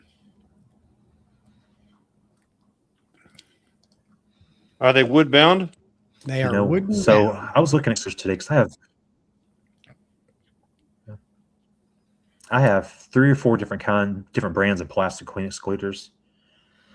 So I've got the ones I got from Bill for the nails. They have little top entrances on them. And I'm sitting there looking at bees, and my little bees are going through them nice and easy, not choose. I've got some brown ones. I don't know what brand they are, but I bought them from the local shop. That's what I previously used. Bees get up. I've got small cell bees, so they ought to be able to slip through these things. You can see when they run up to them, they kind of stick their head through and they pause, and they have to kind of wiggle and push their way up through them like they're still kind of tight. So I'm not sure how standard bees are really doing them.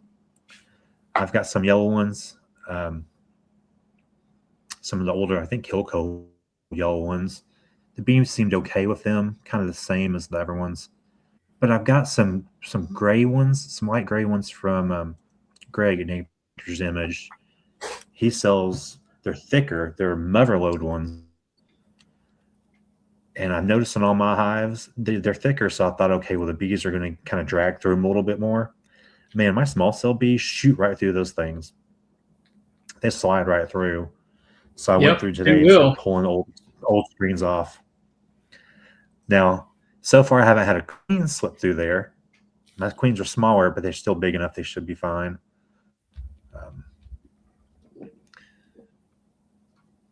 But they seem to work pretty well for bees. They don't even slow down to look at them. They just kind of hit them and they're right through them.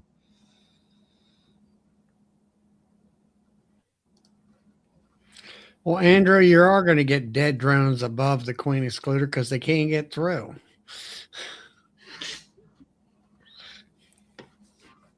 You have any advice to people to want to get into plastic making business?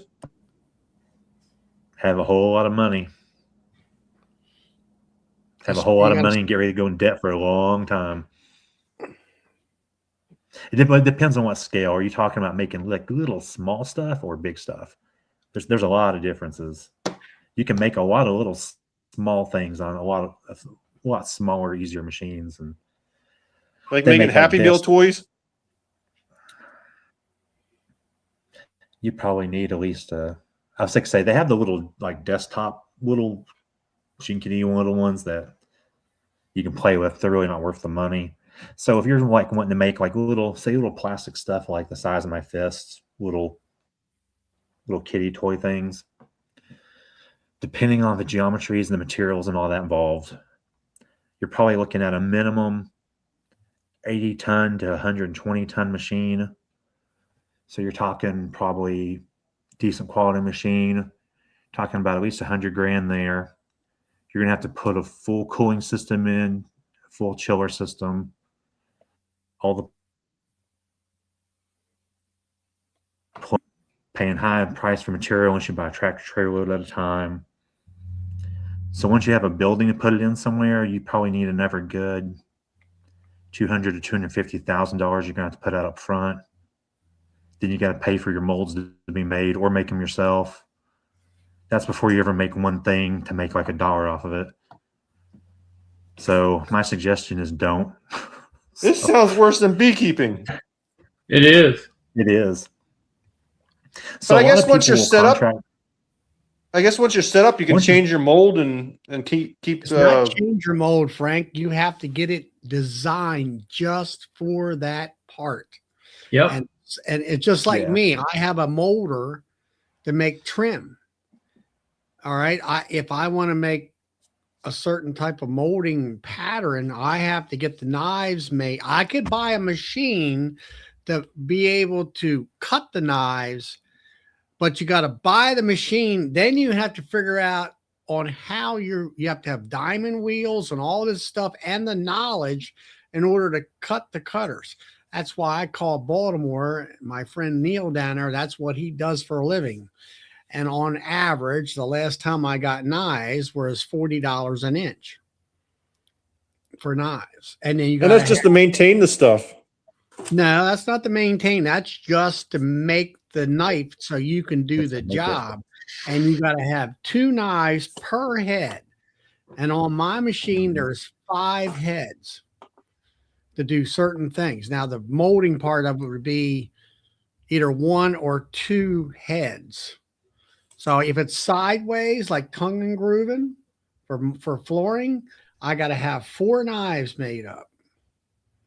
That's 4 knives for flooring, 4 knives for tongue and grooving with a V groove. That's another set of knives. Or if people talk to me about making, what's it called? Wainscoting? No, the big molding up on the top, crown Dental molding. crown molding. Crown molding. Yeah. That takes 5 different heads with 5 different knife patterns. And you're talking $500 minimum at the last time I looked just to get the knives. And what's then the you gotta minimum? then you got to buy the heads, certain size, thickness of cutter heads and things like that. And I guess you have to have certain lengths of board and even to get through the machine because it has so many processes it goes through, or no? It goes through one time and it's done. Yeah. So you could do like 6-foot boards, no problem. I got to have at least a 6-foot board to go through it. Yeah. Yeah, because otherwise it'll get I'm all not like gonna- tangled I'm up not in gonna it, put right? Something anything smaller than that through there. Yeah. But I mean, I don't do all that stuff. I got into that for a little bit, and I'm like, forget this. I keep it. I keep it to tongue and grooving with V grooves, shiplap. That's it.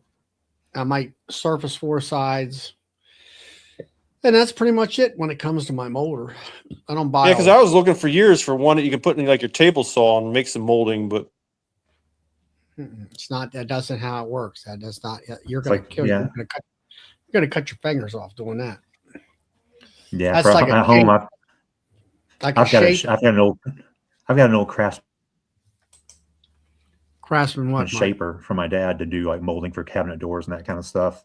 It's its whole complete own setup.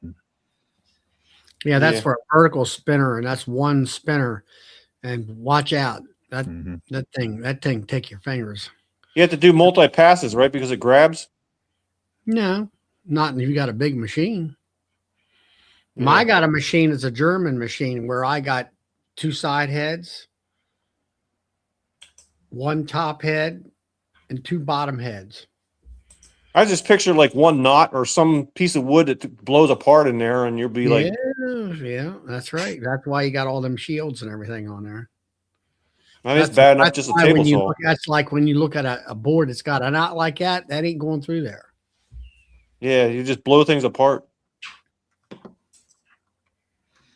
The only thing about molding that's nice, if you can do enough scale, it's worth it. Like nowadays, people are doing lots of 3D printing farms for small batch runs.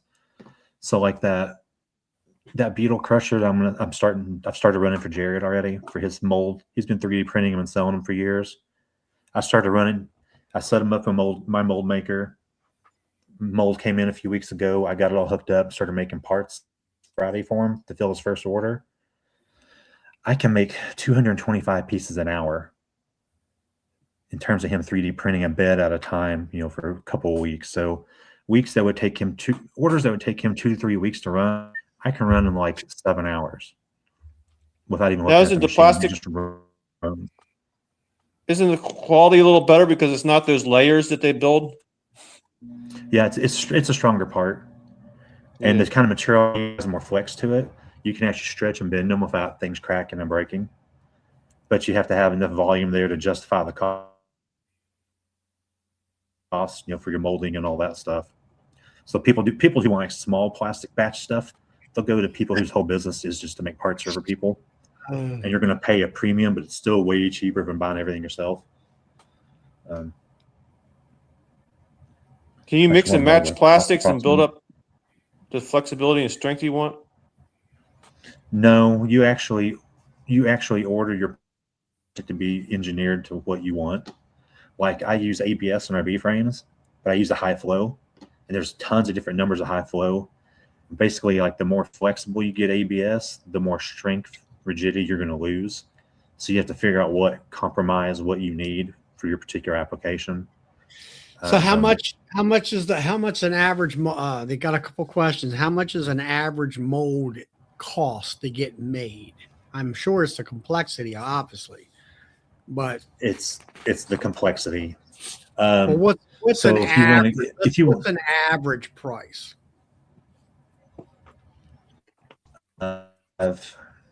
So you've seen the pictures of my dog beds that we sell. Yeah, I've seen it. If you look, there's the little plastic corners. There's one on each corner that the rails go to. It's just kind of a plastic little T piece. Mm-hmm. I have one of our molds makes 2 of those at a time. That mold to make 2 of those little parts was about $45,000 to make those 2 little parts, and it weighs about 2,500 pounds. Just where the pipes go in, basically, right? It's about the size of a soda can. Yeah. $45,000. So you can imagine my B frames, 3,000-pound molds a piece, and how intricate those things are. They have like that ever corner mold. That's just a straightforward, shoots it in, knocks it out. My B molds have 7 internal heaters on one side. I have secondary heaters and thermometers and coolers. They're really intricate. I've got a lot of stuff, air gates, air valves. There's so much on them. You go to a local mold shop here, these things are $100,000 a piece. Before you buy all the heaters and thermometers and coolings. And yeah, I don't know nothing about injection molding, but I know the molding, the plastic has to be heated and melted, and you push it into the mold. But you were always talking about the chill. You had temperature variations that you always had to watch, and timing, and so when it mold pulls apart, it'll fall out, and all this different stuff, and it's quite. You have shrink rates. A very complex machine. Yeah, they have shrink rates, so the longer or the faster, depending on the time that it's in the mold, affects how much of a shrink rate there is. So I can make my B frames actually go in and move in 1/8 of an inch overall just by the amount of time I let them cool. So if I get off, they can all be too long, too short, throw off B spacing. There's a lot to it. Like say if one little heater doesn't work in the middle of running and you don't notice it and it just keeps shooting. It throws off the whole balance of everything. There's a lot to more. That's why you don't see as many people doing it here anymore. It's expensive. So how much maintenance is it on your molds to keep them wearing? It depends how, if you take good care of them. I have molds that we've been using since the late 80s still, and I've never had to do any major work on them. I've had other molds. A lot of it depends on the quality of your steel, because you can have a mold made cheap or you can make it high end. All it comes down is to all the details and the material. So you can have molds made out of aluminum for short runs. That's like half the price, but they're only going to do a handful of 1,000 shots until they're destroyed. A lot of standard molds in the US are made from, I think, P20 steel. It's kind of standard. Ours, we went high end on all of our stuff. So our molds are made to last tens of millions of cycles. And that's if normal usage, if you take care of them, you can get way more out of them. So the main things with the molds is shutting them down every night, cleaning them properly. We actually coat them in aerosol wax. So they have a solid wax layer on them all night to keep any kind of humidity and moisture off of them, oils from your hands. Startup's the only time I throw frames away. So we clean everything down in denatured alcohol to remove as much wax as we can. Then the first couple parts will actually melt the rest of the wax off and they'll come off of the part. So you've got residues and plastic that's been too hot from the heat up. You can't grind those up and recycle them. That plastic, the strength, a shot. So I probably throw away 2 frames every morning. And after that, everything, if it's a bad part, it gets recycled. Or what I usually deal with them is the next couple parts that are going to be bad because of the barrel's been heating up and the plastic structures broke down. I keep those in boxes, and when I go to do stamping for orders, I use those to set up my stamper to check the desk stamp and make sure I put the lettering in correctly, and so they get used for that, and then they'll get ground up down. But yeah, it's a process. I have to start the machines up. They have to preheat for over an hour before they're even up to temp to run. All the material Sounds like it's not even worth making a small run. That's why if you go to have them make something for you, like you have a B item that you want to have made, I'm going to go to a plastic producer and say, hey, I want to make 1,000 of these. It's going to start laughing at you. They're going to say, you mean you want to make 15 or 20,000 of these and you want to pay for them up front before I start making them, right? So that's where that headache comes in. So what I do is, like Jared, people I know, it works in one of the machines that I have free time in and I can make it work for them. Since that's not my primary business and I have some extra time, I don't think you do have extra time, do you, Michael? Give them a little better price break. What we do is, what?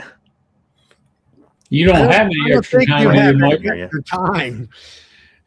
You're always at work. Some of the machine time, there's certain parts we run certain ones. So like my 260 ton has some downtime. So I like, if there's ever little B projects people have, you can always hit me up and I can talk to you about it. But like what we do with medical parts for some medical industry stuff, we give them a discount on the runtime because most places make their money off runtime. So you're going to get charged a minimum of $150 to $200 an hour runtime, no matter if that makes 1 part an hour or 1,000. So you're paying for that runtime per part, whatever that average is, plus the material, maintenance, all that stuff tied into it. I usually do between 100 to 125. Generally, I try to keep it at about 100 because it's not that big a deal to me. And then if it's material we already run and I already have the stock material and the stock colors, I don't have to order anything special. What I'll do is we kind of guesstimate what 6 months worth of parts going to be for somebody. I'll run 6 months worth of parts. Decide if you want 500 of them in a box because you want to buy 500 at a time or 2,000. I'll pack them the way that you want to buy them, but that's the quantity you have to buy every time so I can store them. I'll run 6 months worth of them, put them up on the shelf on a pallet, not charge you for them because I've already paid for the material. It's already here. And every month you want 1,500 of them shipped out. I'll bill you for those 1,500 and ship you those 1,500. So it's not up all your cash flow to help you get your stuff started. And then someday, if it just doesn't work out and your product fails, I'll grind all the rest of it up and run it back in and turn it into something else. But I don't own anybody else's molds. So I don't want to own their molds. They can have a mold made. I can the guys that make ours, whatever they want to do. It's their mold. Anytime they want to come pick it up or have me ship it to them because they change their mind of who needs to run it, it's not my mold. I'll send it right out to them. No problem. I just straight run parts. And that's it. Yep. Yeah, don't think about a 1 off or a 5 off or a 10 off. You better plan on thousands off. Right?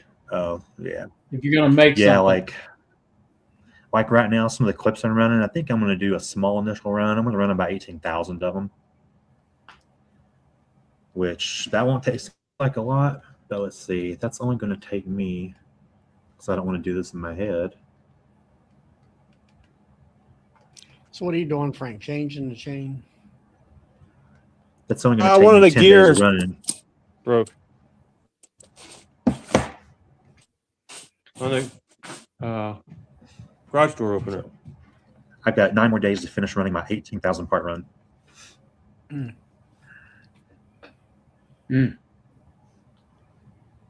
No, Brian, you can't get 5 parts, but they are doing each. And it was a simple plastic gear, so it reminds me of this guy making thousands of them. Thousands of these gears. For me to get one for $15. Well, I had a little teeny weeny gear that was in this thing on a sander where it counts off the distance and, millimeters or whatever it was, and that gear broke. I got my cousin, he was an engineer, and he has 3D printer. He actually made it. I was, within a day or two it was made. Of course, he had to draw it and all that stuff. It was dead on. It really worked fine. It's amazing you can do stuff with a little plastic machine. I print a lot of stuff at work, little machines, like on our big, like inkjet, our big printers that print on fabric. There's like little stops and little gears on some of our grommeting machines, little stuff. They'll charge you like $120 for this little piece of nothing. And I'll get some stronger material and I'll 3D print a beefier version of it for like 82 cents. That's more what I 3D print now. Stuff is just our work fixing little things. That's about like making queens. $40, 40 cents. Yep. There you go. So you 3D print stuff to fix your own equipment to print stuff? Yeah. To print like ink printing, yeah.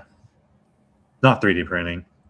I 3D print parts for our ink printers because we have some real large industrial size roll-on printers. We run 4. We can print stuff that's like 63 inches wide by, hundreds of feet, whatever you want to do long. We've got laser CNC cutters, Gerber CNC cutters, CNC stainless grometers, lots of things that have parts, little dinky, piddly parts that I don't want to pay what they charge for them because it's ridiculous. What's your CNC machine time? The what? What's your CNC machine time cost? We usually don't. We haven't CNC'd for anybody in a long time. I wouldn't even know. We used to make the nylon tracks that Tyson would use in their chicken houses for the custom shop here. We would make all the track line stuff out of that $high nylon. Other than that, our new CNC, our big, so our CNC I was talking about is fabric cutters, but we have a wood CNC cutter. It's a 12-foot bed. It's a 5.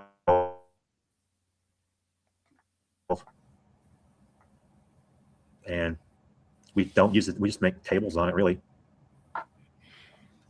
Okay. I don't know. You got what is a 5 by 12 CNC? Is that a 5 by 12 CNC? Yeah, we do a 5 by 12. Yeah, for wood, or we can cut up to. Ours is a newer on-thread model. That's like it'll cut up to. There's one across the road from me. Yeah, they're nicer. We used to run Como Mach 1s, and we upgraded to the newer versions of Onsrudes. Talking about tooling, those solid carbide, like triple fluted bits for your CNC router, those things have gotten up to like $90 to $100 a bit, the kinds that we use. And I can cut about 20 sheets of wood, and they're too dull. And Yep. we bought our own stuff to sharpen them ourselves, but anymore we just send them off to the local like saw sharpening shop. $15 a bit to sharpen them. So yeah, it adds up pretty quick. But I can take a half-inch bit It's and run better it than buying a down. new one every time you need a sharp one. Yeah, I mean, we use half-inch. I can usually sharpen them, have them sharpened 5 or 6 times before I can't use them anymore. So I can, we'll dole up 20 or 30 of them and send them out and get 30 back, and we're constantly rotating them out. Thankfully we have a shop and do. What do you And need? I complained about $25 for my saw blades for the toy bandsaw Charlie would call it for cutting lumber. What are you going to cut, Bill? Oh, I was asking because I was going to say if he did steel, I might have something for him to do. Yeah, just let me know and see. So All you right. got something for steel? The fun thing is, so I experimented with doing some plastic stuff on it, and man, different kinds of engineered plastics, if you get them too warm, if you do your pathways wrong, that stuff just buckles and curls on you. That's like a whole different. We bought all the special tooling and bits for it, and there's just some stuff because we were using it to make some parts for our sprayer. So we were cutting like 1.5 inch thick nylon and doing some different grooves and T-slottings and things in it. And we eventually just had to bail and just use stainless on everything and take stainless, which is something we're working on. So not related to that, but the way we spray our frames right now, we kind of built our machine, and basically it's very tedious. We basically load a frame in, that side runs through and sprays. We take it and we flip it and we spray. Every single frame that anybody's ever gotten, we've had to do that process too. So Dad designed a big machine we're building to replace this one. It's going to have the same type of texture, but it's actually going to have even more wax on it with that same. And it's more of a hung conveyor system with double the amounts of spray heads, with heated walls and heated recovery systems. And basically I'll be able to sit there, or one person will be able to sit there and just constantly feed it 20, 30 frames, and then pull the finished ones that are fully set right back off, and just that thing constantly to try to speed up the waxing process, because it bogs you down. It's a lot of tedious handwork in that. What's the reason people don't have fully drawn plastic frames? Like the Better Be Cone, but in plastic. Somebody tried that, didn't they? There was a plastic one. Yeah, There's tried a that. plastic one that did, and people didn't like it. And I knew people that owned B stores that threw them in the dumpster. Yep. What was the reason? If you're buying Better Be plastic comb, then you might as well just throw it away. What was the reason for the full plastic frames that nobody liked? I mean, the comb and everything. I don't think the bee used them. They didn't use them. All right, because I 3D printed mine and they were filling it with honey, but they wouldn't put babies in it. Nope, because they can't clean it. What about that? What was it called? Simple comb or something like that? It was some kind of fake comb. Yeah, that's what the bees won't use it to put eggs in at all. But they'll use it as honey supers, though, right? Maybe not. Because that might be practical for honey supers, because then you can just clean them out.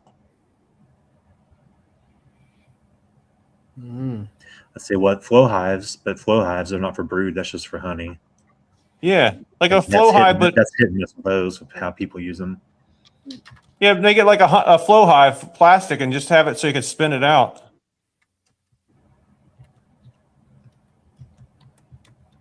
Somebody gave me a full hive, and I ended up giving it away to somebody else after I looked at it. I didn't even want to bother with it. I don't know. It's just not The storing of the foundation in the winter months with the wax moth and stuff is annoying. Odell says it better come. It takes them a long time to accept it. Yep.